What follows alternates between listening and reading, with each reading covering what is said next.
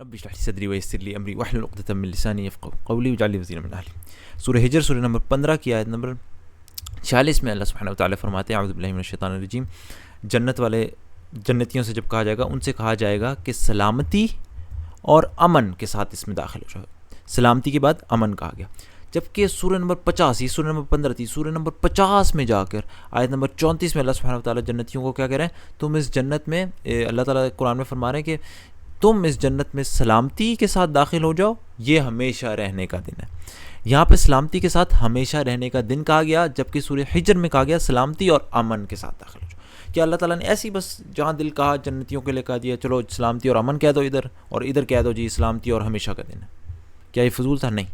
اس کا سیاق و سباق دیکھیں جس صورت میں سورہ 15 میں جہاں پہ سلامتی اور امن کہا گیا, امن کس چیز کے خلاف؟ امن خوف کے خلاف ہوتا ہے نا, کہ کوئی خوف ہے, کوئی ڈر ہے, کوئی خطرہ ہے, اس کے خلاف امن ہوتا ہے. پیچھے دیکھیں, پیچھے قصہ ہے آدم اور ابلیس کا, جس میں ابلیس ہمارے لیے خطرہ رکھتا ہے. یہ دیکھیں, ایک تو جنت سے نکالا, دوسری بات پیچھے شیطان کیا کہتا ہے؟ شیطان نے کہا کہ اے میرے رب, چونکہ تو نے مجھے گمراہ کیا ہے, مجھے بھی قسم ہے کہ میں بھی زمین میں ان کے لیے معاصی کو مزین کروں گا, یہ خطرہ ہے, اور ان سب کو بہکاؤں گا. اب شیطان کا یہاں پہ ڈر ہے.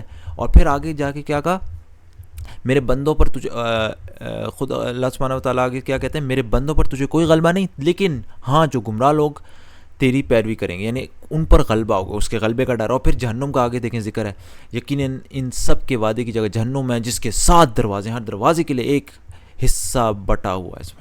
جہنم کا ڈر, شیطان کے بہکاوے کا دیکھیں یہاں پہ شیطان کا ڈر, ان سب کو بہکاؤں گا, ان کے لیے معاصی کو مزین کروں گا. وہ اس کا خطرہ ہے شیطان کا.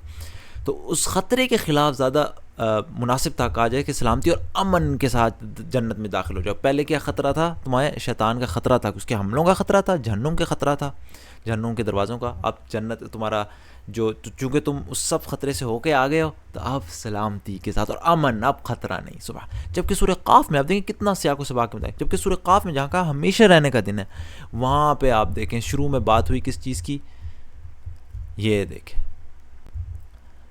آیت نمبر 19 میں, اور موت کی بے ہوشی حق لے کر آ پہنچی, یہی ہے جس سے تو بدکتا پھرتا تھا, تو بھاگتا پھرتا تھا اس سے نا, کہ اس سے اپنے جان چھڑا لوں. اور آپ یہ دیکھیں کہ موت کیا چیز ہوتی ہے؟ زندگی کا ختم ہو جانا. انسان کے ہمیشہ رہنے کے لیے ایک کٹ آف ہوتی ہے, اس کے بعد انسان جی نہیں سکتا.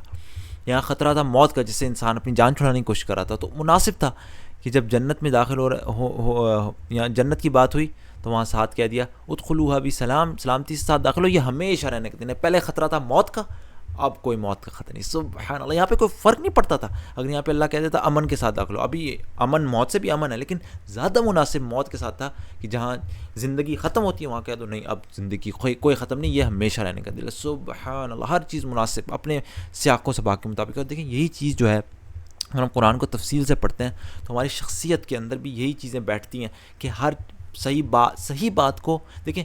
یہاں پہ صرف الفاظ صحیح نہیں چنے گئے, الفاظ کو ان کے سیاق میں رکھ کے خوبصورتی آتی ہے. تو قرآن کی گہرائی سے دیکھنے کا یہ فائدہ ہوتا ہے کہ انسان کی شخصیت میں ایک تو معجزہ ظاہری بات ہے, لغوی معجزہ, دوسری بات انسان صحیح بات صحیح جگہ کرنے کی اس کے اندر صلاحیت پیدا ہوتی ہے, صحیح چیز صحیح کام صحیح جگہ کرنے کی صلاحیت پیدا ہوتی ہے. سبحان اللہ.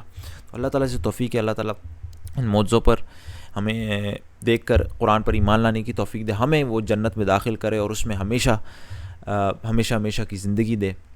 اس کے لیے کون بیوقوف ہوگا جو اس عارضی سی زندگی میں اپنی منمانی کی زندگی جیے, بلکہ اس زندگی کے لیے جو نہ ختم ہونے والی نان سٹاپ انٹرٹینمنٹ جہاں پہ ہوگی, اللہ تعالیٰ اس کے لیے تیاری کرنے کی توفیق دے اور قرآن پر یقین کی حد تک ایمان دے.